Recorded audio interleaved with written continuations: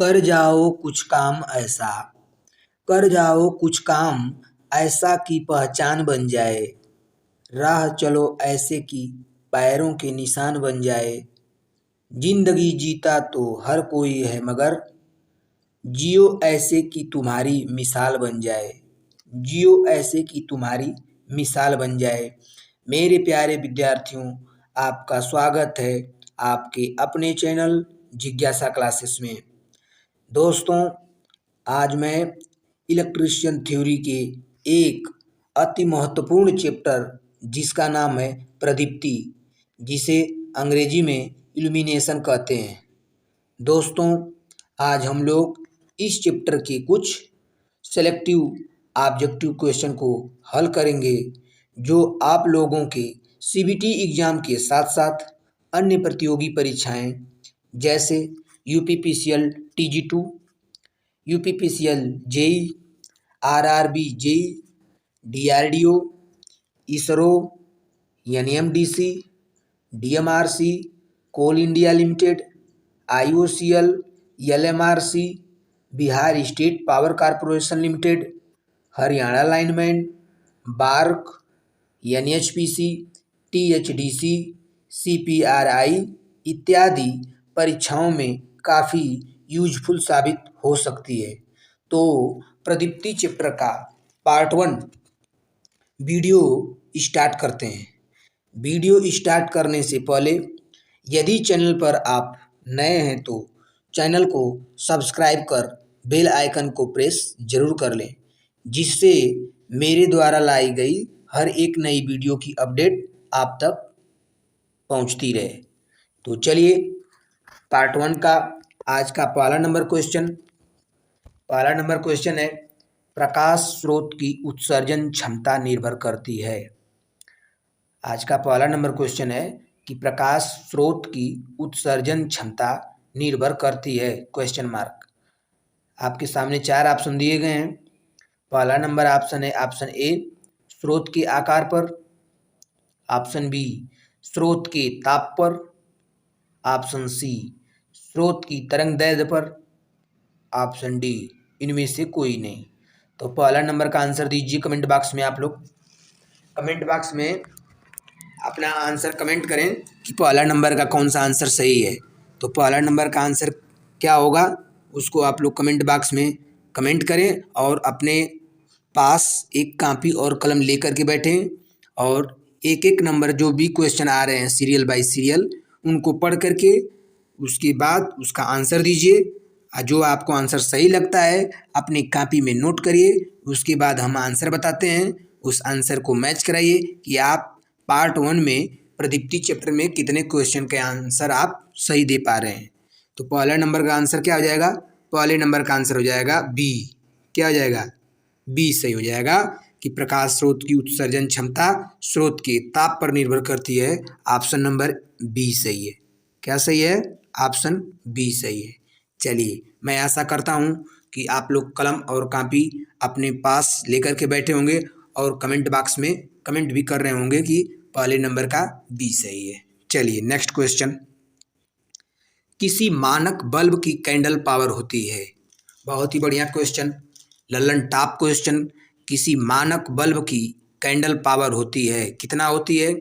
Option A दिया है 0.0201 वाट, option B 0.2001 वाट, option सी 0.0210 वाट, option D 0.01020 वाट।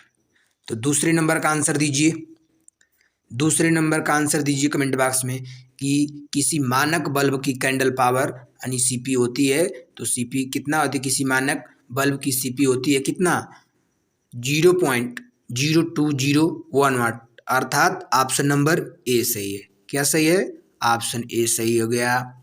किसी मानक बल्ब की कैंडल पावर होती है 0.0201 वाट होती है। चलिए नेक्स्ट क्वेश्चन, तीसरा नंबर क्वेश्चन दिया है कि ल्यूमिनियस फ्लक्स की इकाई क्या है। तीसरा नंबर क्वेश्चन आपसे पूछ रहा है कि ल्यूमिनस फ्लक्स की इकाई क्या है अर्थात मात्रक क्या है। तो आपके सामने चार ऑप्शन ए दिया है lux, option B lumen, option C lumen प्रति metre square, option D steradian. Steradian होता है कि ल्यूमेन प्रति मीटर होता है, कि ल्यूमेन होता है, कि लक्स होता है। इन्हीं चार ऑप्शन में से कोई एक ऑप्शन सही है, जो कि आपको सही ऑप्शन चुनना है। सही आंसर चुनने पर आप 1 नंबर पाएंगे। अगर गलत चुनते हैं तो आपका 1 नंबर कट जाएगा। तो तीसरे नंबर का आंसर हो जाएगा क्या, बी नंबर हो जाएगा। ल्यूमिनियस फ्लक्स की इकाई होती है ल्यूमेन। क्या होती है, ल्यूमेन होती है। ल्यूमिनस फ्लक्स की इकाई ल्यूमेन होती है। ऑप्शन बी सही है। तीसरे का बी, तीसरे का क्या सही हो जाएगा, बी सही हो जाएगा। ल्यूमिनियस फ्लक्स की इकाई ल्यूमेन होती है। चलिए next question, 4 number question. 4 number question हल करते हैं। किसी स्थान पर समान प्रदीप्ति हेतु आवश्यक है। चौथा नंबर क्वेश्चन है कि किसी स्थान पर समान प्रदीप्ति हेतु आवश्यक है। ऑप्शन ए यूटिलाइजेशन फैक्टर 1 हो, ऑप्शन बी बीम गुणांक का मान 1 हो, स्पेस ऊंचाई का अनुपात उचित हो, ऑप्शन डी उपर्युक्त सभी। चौथा नंबर का आंसर दीजिए कि किसी स्थान पर समान प्रदीप्ति हेतु आवश्यक है। क्या आवश्यक है, तो किसी स्थान पर समान प्रदीप्ति हेतु आवश्यक है स्पेस ऊंचाई का अनुपात उचित हो। ऑप्शन नंबर तीसरा अर्थात सी सही है।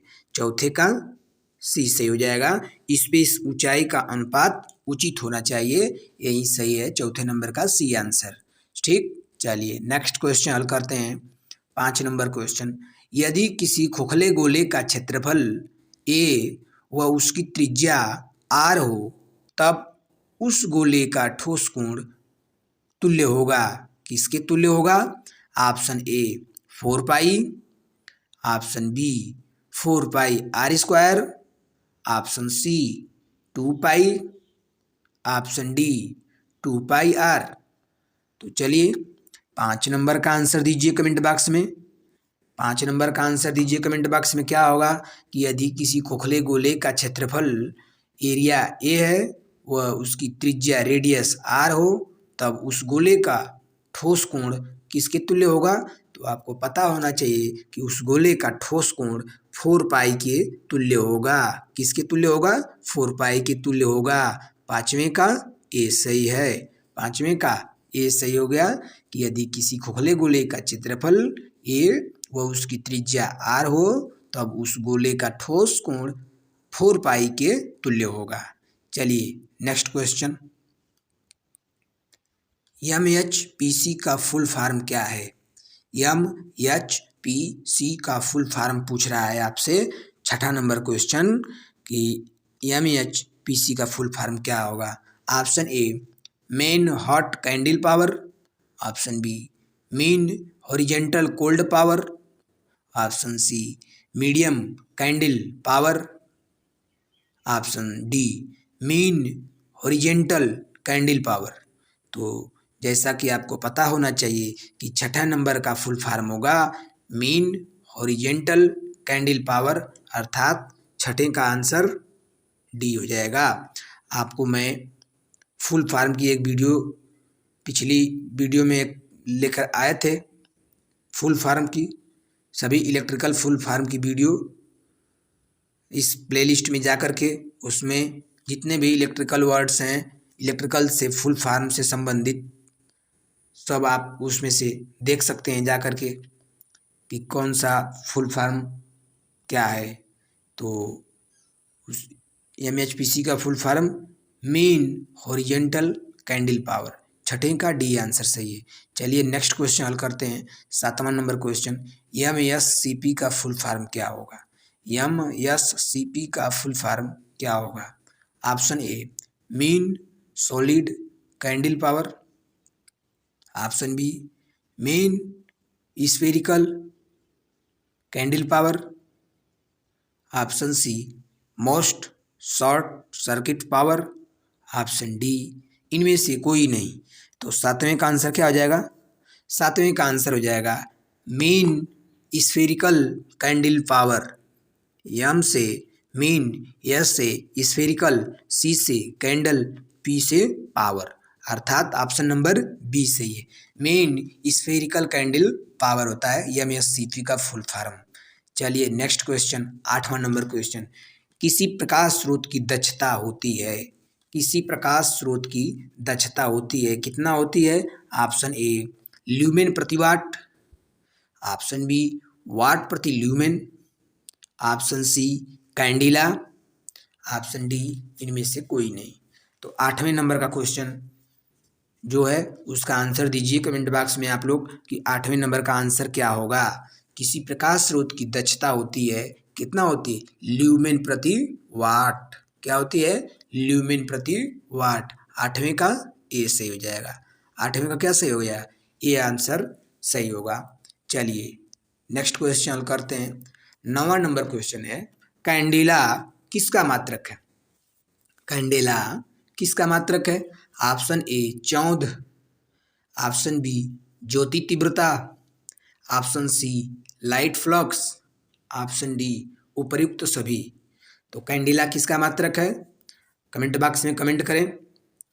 ऑप्शन ए है चौंध, ऑप्शन बी ज्योति तीव्रता, option C light flux, option D उपर्युक्त सभी।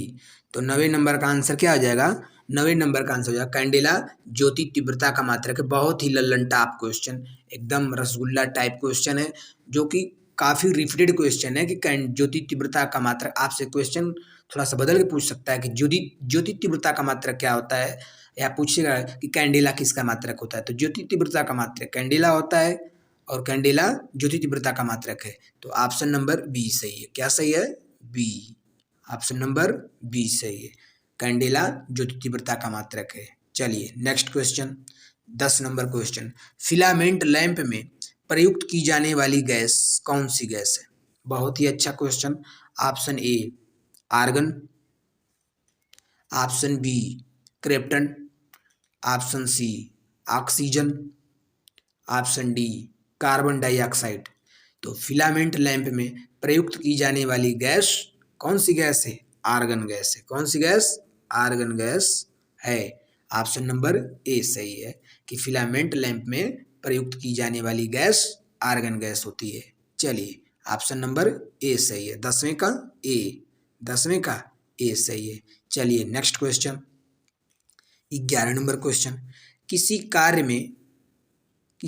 में प्रदीपन कार्य उच्चतम आवश्यक है, अर्थात किस कार्य में प्रदीपन कार्य उच्चतम आवश्यक है, अर्थात जो इल्यूमिनेशन है वहाँ पे उच्चतम आवश्यक है। किसमें?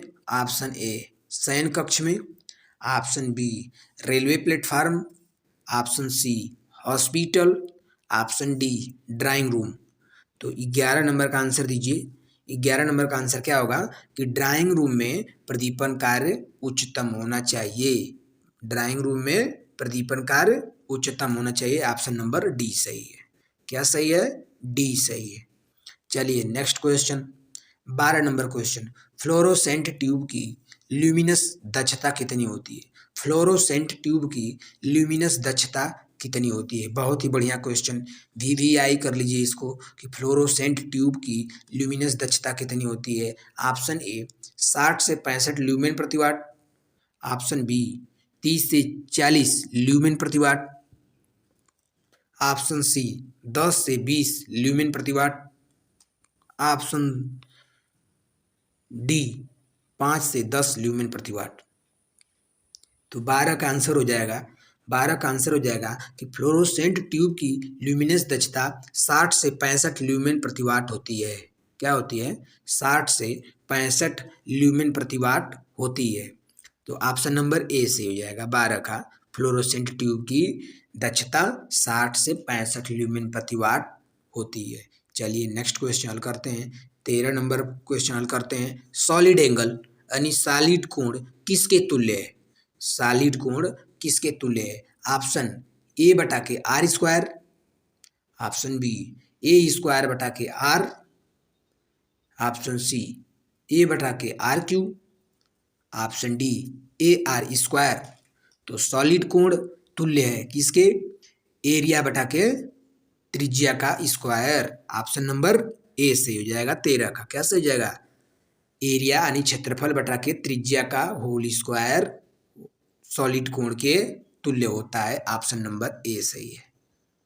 13 का ए सही है। बहुत ही अच्छा क्वेश्चन। चलिए नेक्स्ट क्वेश्चन हल करते हैं। 14 नंबर क्वेश्चन। ट्यूबलाइट की क्षमता किसमें उपलब्ध नहीं है? यहाँ पे मिसप्रिंट हो गया है। ट्यूबलाइट की क्षमता किसमें उपलब्ध नहीं है, यानी ट्यूबलाइट किस वाट तक नहीं मिलती है? तो option A 20 watt, option B 40 watt, option C 100 watt, option D 90 watt. तो ट्यूबलाइट 20 वाट में भी मिलती है, ट्यूबलाइट 40 वाट में भी मिलती है, ऑप्शन जो ट्यूबलाइट 90 वाट में भी मिलती है।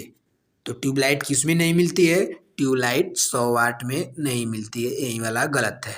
ट्यूबलाइट 100 वाट में नहीं मिलती है। तो इसलिए आंसर क्या आ जाएगा कि 14 का आंसर नंबर सी से हो जाएगा। कौन? ट्यूबलाइट 100 वाट में उपलब्ध नहीं है। ठीक, चलिए यहाँ थोड़ा सा ध्यान देने वाली बात है कि पूछ रहा है क्वेश्चन कि ट्यूबलाइट की क्षमता किसमें उपलब्ध नहीं है। ठीक, तो ट्यूबलाइट 100 वाट में उपलब्ध नहीं है। चलिए नेक्स्ट क्वेश्चन 15 नंबर क्वेश्चन। 0 वाट लैंप में शक्ति खपत 0 वाट लैंप में शक्ति खपत लगभग कितना होता है?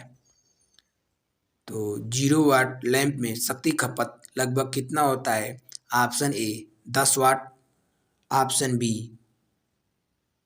5 watt, option C 25 watt, option D 0 watt. तो चलिए 15 नंबर का आंसर बताइए। बहुत ही important question, VVI very very important. जो 0 वाट लैंप होता है उसमें शक्ति खपत लगभग कितना होती है? 5 वाट होती है। कितना होती है? 5 वाट। ऑप्शन बी सही है।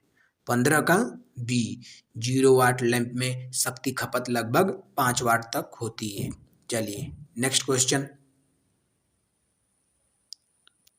16 number question. Carbon arc lamp का उपयोग कहाँ किया जाता है? मतलब कार्बन आर्क लैंप का उपयोग किया जाता है, किसमें किया जाता है? ऑप्शन ए शयन कक्ष में, ऑप्शन बी फिल्म प्रोजेक्टर में, ऑप्शन सी अस्पताल की वार्ड में, ऑप्शन डी अध्ययन कक्ष में। तो चलिए बताइए आंसर 16 नंबर का कि कार्बन आर्क लैंप का प्रयोग कहाँ किया जाता है? तो कार्बन आर्क लैंप का प्रयोग फिल्म प्रोजेक्टर में किया जाता है। किसमें? फिल्म प्रोजेक्टर में किया जाता है। ऑप्शन बी सही है। क्या सही है? ऑप्शन बी फिल्म प्रोजेक्टर में किया जाता है। इसका प्रयोग कार्बन आर्क लैंप का उपयोग सिनेमा में प्रोजेक्टरों में किया जाता है। ऑप्शन नंबर बी सही है। चलिए नेक्स्ट क्वेश्चन करते हैं 17 नंबर क्वेश्चन। मरकरी वाष्प लैंप से प्राप्त मरकरी वाष्प लैंप से प्राप्त प्रकाश का रंग कैसा होता है? मरकरी वाष्प लैंप से प्राप्त प्रकाश का रंग कैसा होता है? ऑप्शन ए सफ़ेद, ऑप्शन बी लाल, ऑप्शन सी गुलाबी, ऑप्शन डी हरा नीला मिश्रित। तो 17 नंबर का आंसर दीजिए कमेंट बॉक्स में। कमेंट बॉक्स में आप लोग कमेंट करते रहें। आप लोग कमेंट करते रहेंगे तो थोड़ा हमें भी क्या मोटिवेशन मिलेगा, मोटिवेशन मिलेगा, जिससे हम भी एक अच्छे से अच्छे क्वेश्चन ढूंढने का प्रयास करूँगा। तो कमेंट बॉक्स में आप लोग कमेंट करते रहें, कमेंट से इतराएं न। 17 नंबर का आंसर होगा कि मरकरी वाष्प लैंप से प्राप्त प्रकाश का रंग जो होता है हरा और नीला का मिश्रण होता है। क्या होता है? हरा और नीला का मिश्रण होता है। ठीक, ऑप्शन नंबर डी सही है। क्या सही है? ऑप्शन डी सही है। चलिए next question 18 number question. R त्रिज्या वाले अर्धगोले के केंद्र पर बना सॉलिड कोण। बहुत ही अच्छा। आर त्रिज्या वाले अर्धगोले के केंद्र पर बना सॉलिड कोण होता है, क्या होता है? Option A 2 pi, option B 4 pi R, option C 2 pi R, option D 4 pi. R त्रिज्या वाले अर्धगोले के केंद्र पर बना सॉलिड कोण कितना होता है? 2 पाई होता है, क्या होता है? 2 पाई होता है। आर त्रिज्या वाले अर्धगोले के केंद्र पर जो सॉलिड एंगल बनता है उसका मान होता है 2 पाई होता है। चलिए नेक्स्ट क्वेश्चन, 19 नंबर क्वेश्चन, इसको बोलेंगे शीत। तो निम्न में से शीत कैथोड लैंप है कौन सा है? Option A sodium vapour lamp, option B tubelight, option C neon lamp, option D mercury arc lamp. तो 19 नंबर का आंसर दीजिए कमेंट बॉक्स में। 19 नंबर सवाल का आंसर दीजिए। 19 नंबर सवाल कि निम्न में से शीत कैथोड लैंप है, क्या है 19 नंबर सवाल? निम्न में से शीत कैथोड लैंप है। Option A sodium vapour lamp, option B tubelight, option C neon lamp, option D mercury arc lamp. तो 19 का आंसर क्या हो जाएगा? 19 का आंसर हो जाएगा कि नियॉन लैंप। क्या हो जाएगा? नियॉन लैंप शीत कैथोड लैंप होता है। नियॉन लैंप को ही शीत कैथोड लैंप कहते हैं। तो 19 का आंसर क्या हो जाएगा? सी हो जाएगा। क्या हो जाएगा? सी, कि शीत कैथोड लैंप नियॉन लैंप को कहा जाता है।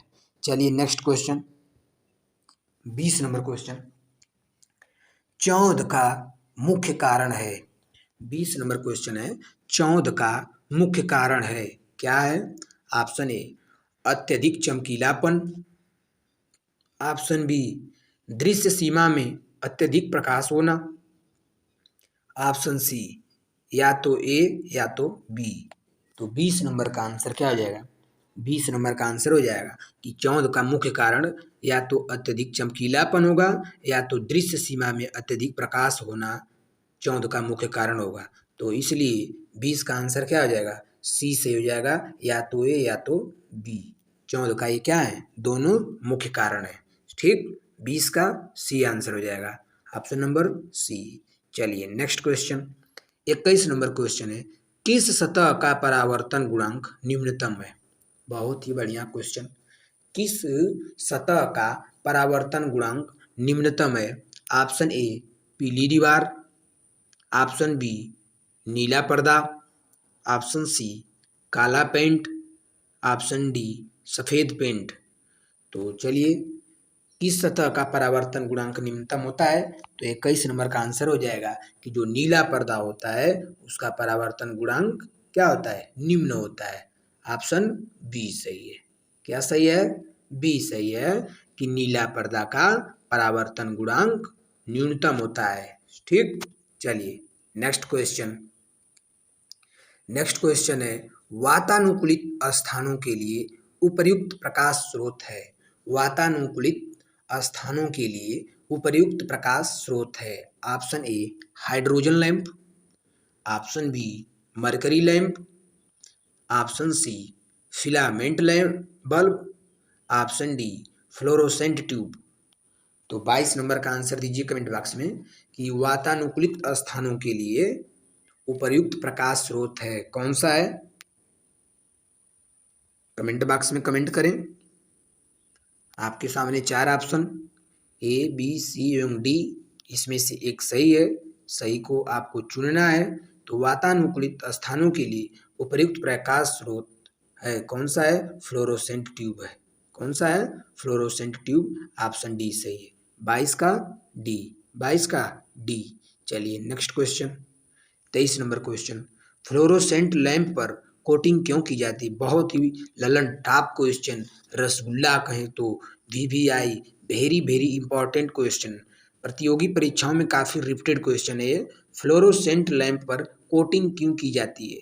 ऑप्शन ए दृश्य प्रकाश को पराबैंगनी प्रकाश में परावर्तित करने के लिए, ऑप्शन बी पराबैंगनी प्रकाश को दृश्य प्रकाश में परिवर्तित करना, ऑप्शन सी यूटिलाइजेशन फैक्टर का मान बढ़ाना, ऑप्शन डी चमक को कम करना। चमक को कम करना। तो 23 का आंसर क्या हो जाएगा? 23 का आंसर हो जाएगा कि पराबैंगनी प्रकाश को दृश्य प्रकाश में परावर्तित मतलब परिवर्तित करना। ऑप्शन क्या हो जाएगा? बी सही हो जाएगा। फ्लोरोसेंट लैंप पर कोटिंग क्यों की जाती है? तो फ्लोरोसेंट लैंप पर कोटिंग पराबैंगनी प्रकाश को दृश्य प्रकाश में परिवर्तित करने के लिए की जाती है। तो 23 का आंसर क्या हो जाएगा? बी हो जाएगा। 23 का आंसर बी हो जाएगा। चलिए नेक्स्ट क्वेश्चन हल करते हैं। 24 नंबर क्वेश्चन, मैग्नीशियम वाष्प से प्राप्त होने वाला रंग कौन सा है? मैग्नीशियम वाष्प से प्राप्त होने वाला रंग कौन सा है? ऑप्शन ए हरा, ऑप्शन बी पीला, ऑप्शन सी नीला, ऑप्शन डी काला। तो 24 का आंसर दीजिए कमेंट बॉक्स में। 24 नंबर का आंसर दीजिए कि मैग्नीशियम वाष्प से प्राप्त होने वाला रंग कौन सा है? तो मैग्नीशियम वाष्प से प्राप्त होने वाला रंग क्या हो जाएगा? ए हो जाएगा हरा। क्या हो जाएगा? हरा। मैग्नीशियम वाष्प से प्राप्त होने वाला रंग हरा होता है। क्या होता है? हरा होता है। मैग्नीशियम वाष्प से प्राप्त होने वाला रंग हरा होता है। ठीक, मैं आशा करता हूँ कि आप लोग कमेंट बॉक्स में प्रत्येक क्वेश्चन के आंसर दे रहे होंगे। कमेंट बॉक्स में गलत या सही आप कमेंट बॉक्स में कमेंट कर रहे होंगे। एक बार गलत होगा, 2 बार गलत होगा, तीसरी बार में आप अवश्य सही करेंगे क्वेश्चन। देखिए बिना रिवीजन का कुछ होने वाला नहीं है। ये नहीं कि एक बार पढ़ लिए और आपका नंबर कम आया, चाहे आप सही क्वेश्चन सही कम किए और गलत ज़्यादा कर दिए तो इससे आप डिमोटिवेट हो गए। डिमोटिवेट नहीं होना है। एक बार 2 बार इसको हल करेंगे, 3 बार, चौथे बार में आपका आंसर सही आने लगेगा और आपकी जो गलत होने की संख्या थी प्रश्नों की वो क्या हो जाएगी? काफ़ी कम हो जाएगी और सही प्रश्नों की संख्या ज़्यादा होने लगेगी। तो 24 का आंसर ए सही हो गया। चलिए नेक्स्ट क्वेश्चन 25 नंबर क्वेश्चन, निम्न में से लैम्बर्ट नियम व व्युत्क्रम वर्ग नियम का संयुक्त समीकरण कौन सा है? बहुत ही अच्छा क्वेश्चन। 25 नंबर क्वेश्चन दिया है E directly proportional to I upon D square. Option B दिया है E directly proportional to cos theta. Option C दिया है E directly proportional to I upon D square cos theta. Option D दिया है E directly proportional to I upon cos theta. तो 25 का answer क्या हो जाएगा? 25 नंबर का आंसर क्या होगा? आप कमेंट बॉक्स में कमेंट करें 25 नंबर का कि लैम्बर्ट नियम और व्युत्क्रम वर्ग नियम का संयुक्त समीकरण E directly proportional to I upon D square cos theta है। अर्थात ऑप्शन नंबर सी सही है। क्या सही है? ऑप्शन सी सही है। E directly proportional to I upon D square cos theta Lambert नियम व व्युत्क्रम वर्ग नियम का संयुक्त समीकरण है। ऑप्शन सी सही है। चलिए नेक्स्ट क्वेश्चन 26 नंबर क्वेश्चन हल करते हैं। निम्न में से फ्लैशर बल्ब कौन सा है? बहुत ही अच्छा क्वेश्चन। निम्न में से फ्लैशर बल्ब कौन सा है? तो निम्न में से फ्लैशर बल्ब कौन सा है? ऑप्शन दिया है आपके सामने, 4 चित्र दिए गए हैं। Option A, option B, option C, option D. अब चारों चित्र का अध्ययन कीजिए, गौर से उसको पढ़िए और देखिए कि जो फ्लैशर बल्ब है वो कौन सा ऑप्शन में फ्लैशर बल्ब को इंडिकेट किया गया है। तो मैं आशा करता हूँ कि आप लोग कमेंट बॉक्स में कमेंट कर रहे होंगे और फ्लैशर बल्ब को पहचान गए होंगे। तो इसमें बहुत कुछ देखना नहीं है। क्या है कि निम्न में से फ्लैशर बल्ब जो है वो कौन सा है? सी वाला है। क्या है? सी वाला। यही वाला बल्ब क्या है? फ्लैशर बल्ब है। ऑप्शन सी सही है। चलिए next question 27 number question, sodium vapour lamp में यक्स के रूप में सांकेतिक भाग का नाम क्या है? जो ये चित्र दिखाया गया है सोडियम वेपर लैंप का, उसमें जो यक्स से इंडिकेट कर रहा है उस भाग का नाम क्या है? तो ऑप्शन ए दिया है आधार, ऑप्शन बी सोडियम वाष्प, option C arc tube, option D oxide अलेपित इलेक्ट्रोड। तो चलिए 27 नंबर का आंसर दीजिए कमेंट बॉक्स में कि सोडियम वेपर लैंप में यक्स के रूप में सांकेतिक भाग का नाम क्या है? तो जो यक्स के रूप में जो सांकेतिक भाग है उसका नाम है ऑक्साइड आलेपित, ऑक्साइड आलेपित इलेक्ट्रोड उसका नाम है। ठीक, ऑप्शन नंबर डी सही है, ऑक्साइड आलेपित इलेक्ट्रोड इसका नाम है। ठीक ना। चलिए नेक्स्ट क्वेश्चन, 28 नंबर क्वेश्चन, निम्न में से किस लैंप को पिग्मी लैंप के नाम से जाना जाता है? Option A arc lamp, option B neon lamp, option C gas धात्विक फिलामेंट लैंप, ऑप्शन डी निर्वात धात्विक फिलामेंट लैंप। तो चलिए 28 नंबर का आंसर दीजिए कमेंट बॉक्स में कि किस लैंप को पिग्मी लैंप कहा जाता है। तो आपको पता होना चाहिए कि निर्वात, कौन सा? निर्वात, निर्वात धात्विक फिलामेंट लैंप को पिग्मी लैंप के नाम से जाना जाता है, अर्थात ऑप्शन नंबर डी सही है। निर्वात धात्विक फिलामेंट लैंप को पिग्मी लैंप के नाम से भी जाना जाता है, ऑप्शन नंबर डी सही है 28 का। ठीक, चलिए नेक्स्ट क्वेश्चन करते हैं। 29 नंबर क्वेश्चन, किस बल्ब का प्रकाश 2.5 से 4 ल्यूमेन प्रति वाट तक होता है? किस बल्ब का प्रकाश 2.5 से 4 ल्यूमेन प्रति वाट तक होता है? ऑप्शन ए धात्विक फिलामेंट लैंप का, option B carbon filament lamp, option C sodium vapour lamp, option D इनमें से कोई नहीं। तो चलिए कमेंट बॉक्स में कमेंट करें, आंसर दीजिए, आप लोग आंसर दीजिए कि क्या होगा आंसर। ठीक, आंसर दीजिए, 29 नंबर का आंसर क्या होगा? 29 नंबर का आंसर दीजिए, 29 नंबर का आंसर दीजिए आप लोग कि किस बल्ब का प्रकाश 2.5 से 4 ल्यूमेन प्रति वाट तक होता है? तो क्या हो जाएगा?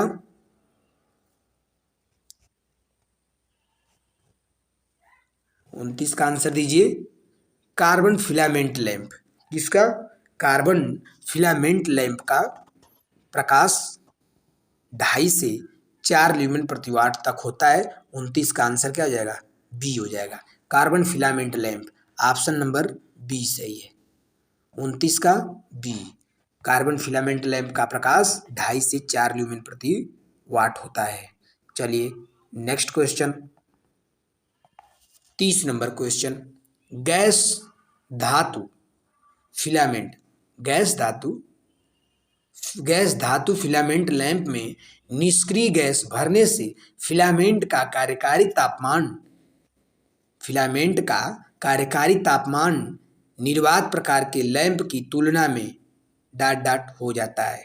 क्या हो जाता है? ऑप्शन ए कम हो जाता है, ऑप्शन बी अधिक, ऑप्शन सी लगभग शून्य, ऑप्शन डी इनमें से कोई नहीं, इनमें से कोई नहीं। तो 30 नंबर का आंसर क्या होगा? गैस धातु फिलामेंट लैंप में निष्क्रिय गैस भरने से फिलामेंट का कार्यकारी तापमान निर्वात प्रकार के लैंप की तुलना में अधिक हो जाता है। क्या हो जाता है? अधिक हो जाता है, ऑप्शन बी सही है, ऑप्शन बी सही है। गैस धातु फिलामेंट लैंप में निष्क्रिय गैस भरने से फिलामेंट का कार्यकारी तापमान निर्वात प्रकार के लैंप की तुलना में अधिक हो जाता है, ऑप्शन नंबर बी सही है, ऑप्शन नंबर बी सही है। चलिए नेक्स्ट क्वेश्चन करते हैं। 31 नंबर क्वेश्चन, प्रत्यक्ष प्रकाश व्यवस्था में कितने प्रतिशत प्रकाश नीचे पहुंच पाता है? बहुत ही बढ़िया question, very very important. 31 number question कि प्रत्यक्ष प्रकाश व्यवस्था में कितने प्रतिशत प्रकाश नीचे पहुंच पाता है? ऑप्शन ए 50%, ऑप्शन बी 60% से 80%, ऑप्शन सी 90%, ऑप्शन डी 100%। तो 31 नंबर का आंसर दीजिए, 31 नंबर का आंसर क्या होगा? 31 नंबर का आंसर प्रत्यक्ष प्रकाश व्यवस्था में 90% प्रकाश नीचे पहुंच पाता है, ऑप्शन नंबर सी सही है। क्या सही है? ऑप्शन सी सही है, प्रत्यक्ष प्रकाश व्यवस्था में 90% प्रकाश नीचे पहुंच पाता है, ऑप्शन नंबर सी सही है। चलिए नेक्स्ट क्वेश्चन, 32 नंबर क्वेश्चन, अर्ध प्रत्यक्ष प्रकाश व्यवस्था में, अर्ध प्रत्यक्ष प्रकाश व्यवस्था में कितने प्रतिशत प्रकाश नीचे पहुंच पाता है। अभी पिछला क्वेश्चन था क्या, प्रत्यक्ष, लेकिन ये क्या पूछ रहा है, अर्ध प्रत्यक्ष प्रकाश व्यवस्था में कितने प्रतिशत प्रकाश नीचे पहुंच पाता है।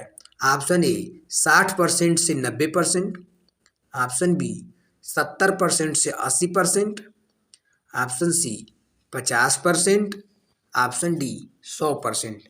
तो 32 नंबर का आंसर दीजिए कमेंट बॉक्स में कि अर्ध प्रत्यक्ष प्रकाश व्यवस्था में कितने प्रतिशत प्रकाश नीचे पहुंच पाता है। तो आपका आंसर हो जाना चाहिए कि अर्ध प्रत्यक्ष प्रकाश व्यवस्था में 60% से 90% प्रकाश नीचे पहुंच पाता है। ऑप्शन नंबर ए सही है, 32 का ए सही है, 32 का ए सही हो गया कि 60% से 90% तक प्रकाश नीचे पहुंचता है अर्ध प्रत्यक्ष प्रकाश व्यवस्था में।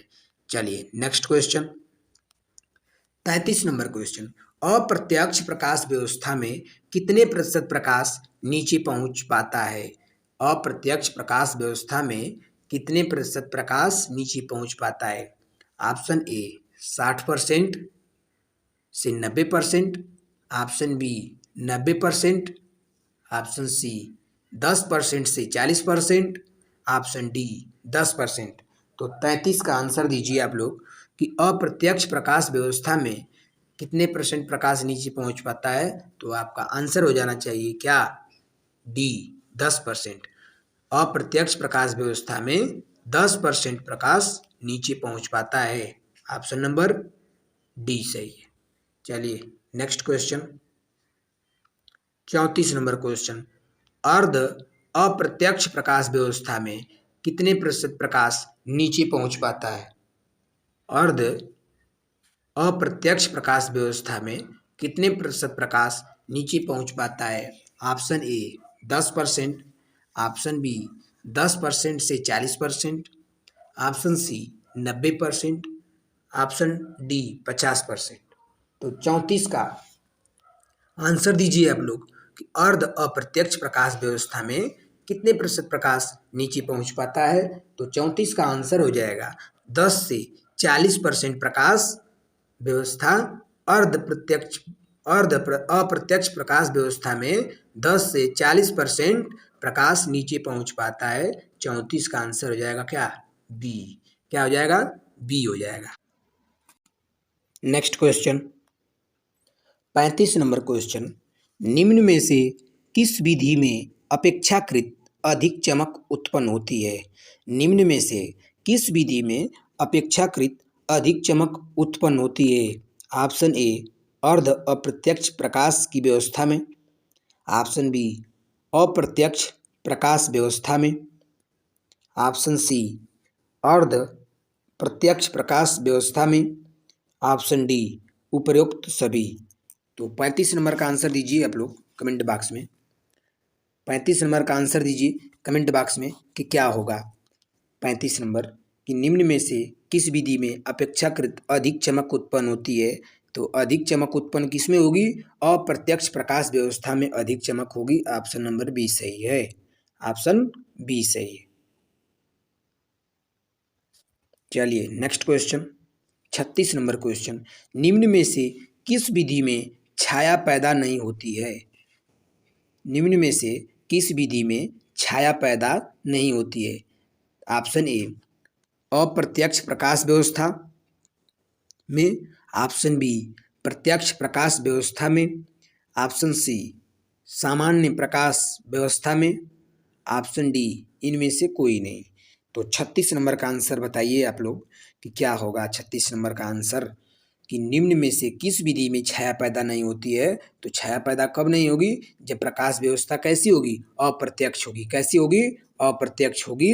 ऑप्शन नंबर ए सही है, अप्रत्यक्ष प्रकाश व्यवस्था में छाया पैदा नहीं होती है। ऑप्शन ए सही है। क्या सही है, ए। चलिए next question, 37 number question, sodium vapour lamp का आयनन विभव कितना होता है। सोडियम वेपर लैंप का आयनन विभव कितना होता है। Option A 5.12 volt, option B 6.2 volt, option C 7.25, option D 6.76 volt. यहाँ पे यूनिट छूट गई है, यहाँ लिख लीजिए भी ठीक वोल्ट। तो 37 नंबर का आंसर क्या हो जाएगा? सोडियम वेपर लैंप का आयनन विभव 5.12 वोल्ट होता है। कितना होता है? 5.12 वोल्ट, अर्थात ऑप्शन नंबर ए सही हो गया कि सोडियम वेपर लैंप का आयनन विभव 5.12 वोल्ट होता है। चलिए next question, 38 number question, fluorescent tube का प्रयोग किया जाता है। फ्लोरोसेंट ट्यूब का प्रयोग किया जाता है। ऑप्शन ए अध्ययन कक्ष में, ऑप्शन बी सड़कों की प्रकाश व्यवस्था में, option C A and B दोनों, ऑप्शन डी इनमें से कोई नहीं। तो आपसे पूछ रहा है कि जो फ्लोरोसेंट ट्यूब का प्रयोग करते हैं वो कहाँ करते हैं, तो वहीं तो बताना है आंसर। उसी का आंसर बताइए आप लोग कि क्या होगा 38 का आंसर। फ्लोरोसेंट ट्यूब का प्रयोग अध्ययन कक्ष और सड़कों की प्रकाश व्यवस्था में भी किया जाता है, अर्थात 38 का आंसर क्या हो जाएगा? ए एंड बी दोनों। ए एंड बी दोनों, फ्लोरोसेंट ट्यूब का प्रयोग अध्ययन कक्ष एवं सड़कों की प्रकाश व्यवस्था में भी किया जाता है। चलिए next question, 39 number question, tungsten filament lamp की आउटपुट निर्भर करती है। टंगस्टन फिलामेंट लैंप की आउटपुट निर्भर करती है, किस पर निर्भर करती है? ऑप्शन ए कांच के बल्ब के आकार पर, ऑप्शन बी लैंप के आकार पर, ऑप्शन सी तंतु के ताप पर, ऑप्शन डी इनमें से कोई नहीं। 39 नंबर का आंसर दीजिए कमेंट बॉक्स में। 39 नंबर कि क्या होगा आंसर? टंगस्टन फिलामेंट लैंप की आउटपुट निर्भर करती है, किस पर निर्भर करती है? तंतु के ताप पर। किस पर? तंतु के ताप पर। टंगस्टन फिलामेंट लैंप की आउटपुट निर्भर करती है तंतु के ताप पर। ऑप्शन सी सही है।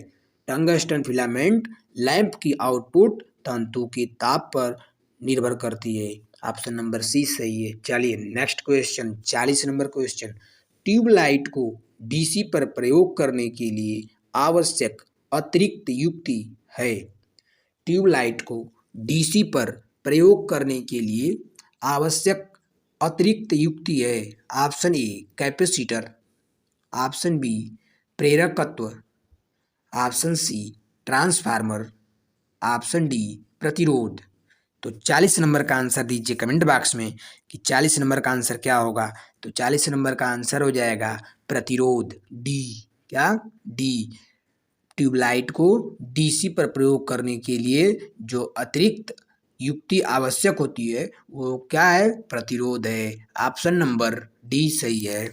40 का डी सही हो जाएगा, 40 का D. Next question, 41 number question, रात्रि के समय फ्लोरोसेंट ट्यूब स्विच बंद करने पर भी रोशनी देता है। रात्रि के समय फ्लोरोसेंट ट्यूब स्विच बंद करने पर भी रोशनी देता है, जिसका कारण हो सकता है। क्या हो सकता है? ऑप्शन ए स्विच से फेज नियंत्रित ना होना, ऑप्शन बी ट्यूब में सीधे ही फेज का पहुंचना, ऑप्शन सी लीकेज जो उस लीकेज उसके फेज, ऑप्शन नंबर सी थोड़ा सा मिसप्रिंट है, ऑप्शन सी मिसप्रिंट है, लीकेज जो कि उससे फेज में मिलना, ऑप्शन डी उपर्युक्त सभी। तो 41 नंबर का आंसर हो जाएगा जो कि स्विच से फेज नियंत्रित ना होना। अगर स्विच फेज से स्विच नियंत्रित नहीं है तो फ्लोरोसेंट ट्यूब स्विच बंद करने पर भी रोशनी देता रहेगा, इसका यही कारण है। ऑप्शन ए सही है। क्या सही है? ऑप्शन ए, रात्रि के समय फ्लोरोसेंट ट्यूब स्विच बंद करने पर भी रोशनी देता है, इसका कारण है कि स्विच से फेज का नियंत्रण न होना। चलिए next question, 42 number question, light house search light सिनेमाघर प्रोजेक्टरों में कौन सा लैंप प्रयुक्त होता है? प्रोजेक्टरों में कौन सा लैंप प्रयुक्त होता है? Option A HPMV lamp, option B tungsten filament lamp, option C neon lamp, option D carbon arc lamp. तो 42 नंबर का आंसर दीजिए कमेंट बॉक्स में कि लाइट हाउस, सर्च लाइट, सिनेमाघर, प्रोजेक्टरों में जो लैंप प्रयोग होता है वो लैंप का नाम है carbon arc lamp. Carbon arc lamp प्रयोग होता है। 42 का आंसर डी से हो जाएगा। 42 का आंसर डी से हो जाएगा। चलिए next question, 43 number question. Switch on करने पर ट्यूब का प्रकाशित न होने का क्या कारण है? 43 नंबर, स्विच ऑन करने पर ट्यूब का प्रकाशित न होने का क्या कारण है? ऑप्शन ए फिलामेंट ओपन है, ऑप्शन बी चोक ओपन है, option C A and B दोनों, option D choke short circuit है। तो 43 नंबर का आंसर हो जाएगा कि अगर स्विच ऑन करने पर ट्यूबलाइट प्रकाश नहीं देती है तो इसका कारण हो सकता है कि फिलामेंट ओपन है और चोक भी क्या है? ओपन है। तो यानी दोनों कारण हो सकता है। तो इसलिए 43 का आंसर क्या हो जाएगा? ए एंड बी दोनों ऑप्शन सही है, ऑप्शन नंबर सी। ठीक, स्विच ऑन करने पर ट्यूब का प्रकाशित न होने का कारण यही है कि फिलामेंट ओपन है और चोक भी ओपन है। ये दोनों कारण हो सकते हैं, इसी वजह से ट्यूब प्रकाशित नहीं होती है। चलिए next question, 44 number question. Tube का केवल एक फिलामेंट जलता है, ट्यूब का केवल एक फिलामेंट जलता है और दूसरा काला हो गया है, इसका कारण क्या है? ऑप्शन ए ट्यूब की कार्यकारी आयु समाप्त हो चुकी है, ऑप्शन बी ट्यूब निर्माण में दोष है, ऑप्शन सी ट्यूब कमजोर है, ऑप्शन डी उपर्युक्त सभी कारण। यानी ट्यूब का केवल एक फिलामेंट जलता है और दूसरा क्या काला हो गया है, तो इसका क्या कारण हो सकता है? तो इसका मेन कारण ये हो सकता है कि ट्यूब की कार्यकारी आयु समाप्त हो चुकी है, ट्यूब की कार्यकारी आयु समाप्त हो चुकी है, अर्थात ऑप्शन नंबर ए सही है, ऑप्शन ए सही है। ठीक, चलिए नेक्स्ट क्वेश्चन, 45 नंबर क्वेश्चन। नई ट्यूब कम प्रकाश देती है, इसका क्या कारण हो सकता है? एक भाई मार्केट से नई नई ट्यूब लाए, ट्यूबलाइट, और वो क्या कर रहे, कम प्रकाश दे रही है, तो इसका क्या कारण हो सकता है? तो ऑप्शन ए दिया है चोक कमजोर हो गई है, ऑप्शन बी ट्यूब में निर्माण दोष है, ट्यूब में निर्माण दोष है, ऑप्शन सी ट्यूब कमजोर है, option D A and B दोनों। तो नई ट्यूब कम प्रकाश देती है, इसका कारण क्या हो सकता है? तो इसका कारण यही हो सकता है कि चोक कमजोर हो गई है और ट्यूब में निर्माण दोष है, यानी दोनों सही है। तो इसलिए आंसर क्या हो जाएगा? डी से हो जाएगा, ए एंड बी दोनों। नई ट्यूब कम प्रकाश देती है, इसका कारण है कि चोक कमजोर है और ट्यूब निर्माण में दोष है, जो ट्यूब का निर्माण किया गया है उसमें कहीं ना कहीं क्या है? दोष है। ठीक, चलिए next question, 46 number question. Tube के सिरे लाल हो जाते हैं, ट्यूब के सिरे लाल हो जाते हैं परंतु ट्यूब प्रकाशित नहीं होती, इसका क्या कारण है? ट्यूब के सिरे लाल हो जाते हैं परंतु ट्यूब प्रकाशित नहीं होती, इसका क्या कारण है? ऑप्शन ए स्टार्टर शॉर्ट सर्किट है, ऑप्शन बी स्टार्टर संयोजन अर्थ है, ऑप्शन सी स्टार्टर कमजोर है, ऑप्शन डी इनमें से कोई नहीं। तो बहुत ही बढ़िया क्वेश्चन, 46 नंबर क्वेश्चन। इसका आंसर आप लोग कमेंट बॉक्स में कमेंट करें। मैं आशा करता हूँ कि अभी तक 46 क्वेश्चन मैंने करा दिया और 46 क्वेश्चन का आप लोग एक नोट्स बनाए होंगे और क्या आंसर की बनाए होंगे, उसमें अपने आंसर को लिखे होंगे कि मैंने 46 का आंसर कौन सही किया कौन गलत किया। तो मैं आशा करता हूँ कि ये काम आप लोग कर रहे होंगे। जो लोग भी वीडियो देख रहे हैं, वीडियो एक बार के देखने से नहीं होगा, इसको बार बार देखना पड़ेगा, रिवीजन करना पड़ेगा, रिवीजन करने से ही काम बनेगा कुछ। तो ट्यूबलाइट, ट्यूब के सिरे लाल हो जाते हैं परंतु ट्यूब प्रकाशित नहीं होती, इसका क्या कारण है? तो 46 नंबर का कारण है कि स्टार्टर क्या है? शॉर्ट सर्किट है। क्या है? स्टार्टर शॉर्ट सर्किट है। ऑप्शन ए सही है। ट्यूब के सिरे लाल हो जाते हैं परंतु ट्यूब प्रकाशित नहीं होती, इसका कारण है स्टार्टर शॉर्ट सर्किट है। स्टार्टर शॉर्ट सर्किट है। चलिए next question, 47 number question, neon sign tube, neon sign tube की अधिकतम लंबाई कितनी होती है? बहुत ही बढ़िया क्वेश्चन। जो नियोन साइन ट्यूब होता है उसकी लंबाई पूछ रहा है। आपके पास चार ऑप्शन, ऑप्शन ए 1.5 मीटर अर्थात 1.5 metre, option B 5 metre, option C 10 metre, option D 12 metre. तो नियोन साइन ट्यूब की अधिकतम लंबाई कितनी होती है वहीं तो आपको बताना है, वहीं तो आपको बताना है कि क्या होगा आंसर 47 नंबर का। तो 47 नंबर का आंसर क्या हो जाएगा? बी हो जाएगा, 5 मीटर। नियोन साइन ट्यूब की जो अधिकतम लंबाई होती है वो कितना होती है? 5 मीटर होती है। 47 का आंसर बी से हो जाएगा। 47 का बी से हो जाएगा आंसर। तो चलिए नेक्स्ट क्वेश्चन, फ्लोरोसेंट ट्यूब की अधिकतम लंबाई कितनी होती है? बहुत ही बढ़िया। अभी पिछले क्वेश्चन में जैसा आपकी देखे थे कि नियोन साइन ट्यूब की अधिकतम लंबाई कितनी होती है तो आपका आंसर था 5 मीटर। उसी प्रकार 48 नंबर क्वेश्चन में पूछ दिया कि फ्लोरोसेंट ट्यूब की अधिकतम लंबाई कितनी होती है। बहुत ही important question, very very important. Fluorescent tube की अधिकतम लंबाई कितनी होती है?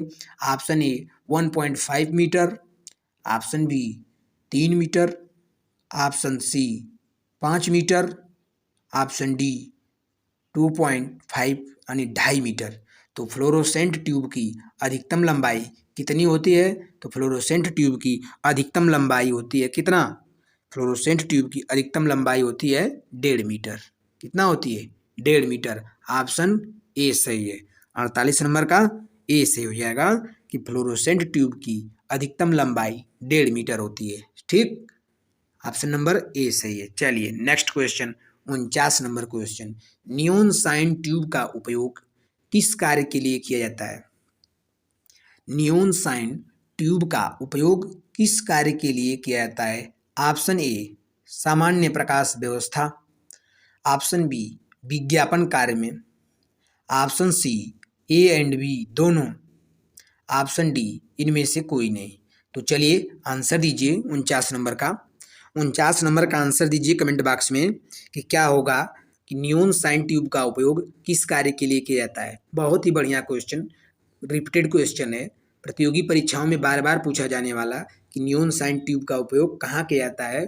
तो 49 का आंसर क्या आ जाएगा? नियोन साइन ट्यूब का उपयोग विज्ञापन कार्यों में किया जाता है। कहाँ किया जाता है? विज्ञापन कार्यों में किया जाता है। इसलिए आप ऑप्शन नंबर बी से हो जाएगा। क्या से हो जाएगा? ऑप्शन बी सही है, विज्ञापन कार्यों में। 49 का आंसर विज्ञापन कार्यों में नियोन साइन ट्यूब का प्रयोग किया जाता है। चलिए नेक्स्ट क्वेश्चन, और आज के इस पार्ट 1 का अंतिम क्वेश्चन होगा, नियोन साइन ट्यूब के परिचालन के लिए उच्च वोल्टेज कितना आवश्यक है? Option A 5000 volt, option B 500 volt, option C 250 volt, option D 1000 volt. तो बहुत ही बढ़िया क्वेश्चन, और आज का अंतिम क्वेश्चन इस इल्यूमिनेशन चैप्टर के पार्ट 1 का आज का ये अंतिम क्वेश्चन होगा 50 नंबर, नियोन साइन ट्यूब के परिचालन के लिए उच्च वोल्टेज कितना आवश्यक है? तो 50 नंबर का आंसर दीजिए आप लोग, कितना वोल्टेज आवश्यक है? नियोन साइन ट्यूब के परिचालन के लिए कितना वोल्टेज आवश्यक है? तो ऑप्शन नंबर क्या हो जाएगा? 50 का ए 5000 वोल्ट आवश्यक है। नियोन साइन ट्यूब के परिचालन के लिए उच्च वोल्टेज 5000 वोल्ट आवश्यक है। ऑप्शन नंबर ए सही है। क्या सही है? ऑप्शन ए सही है। 50 नंबर का आंसर ए सही हो गया। तो दोस्तों आज के वीडियो का टारगेट जरूर याद रखना। आज के वीडियो का टारगेट है 200 लाइक का। कितने लाइक का है? 200 लाइक का। तो अगर ये वीडियो आपको अच्छा लगा है, हेल्पफुल लगा है, तब आप इस वीडियो को शेयर जरूर किया करो और आपके पास जो भी स्टडी से रिलेटेड ग्रुप है, WhatsApp group, Facebook group, Telegram group, उनमें शेयर जरूर कर दिया करें। तो ये था आज का हमारा इल्यूमिनेशन चैप्टर का पार्ट 1 का वीडियो। आपको ये वीडियो कैसा लगा प्लीज़ कमेंट बॉक्स में ज़रूर बताना। और अभी तक जो भी भाई बंधु मेरे इस चैनल को सब्सक्राइब नहीं किए हैं तो प्लीज़ आप सब्सक्राइब कर बेल आइकन को प्रेस ज़रूर कर लें। आपको इस चैनल से निश्चित ही मदद मिलेगी। धन्यवाद।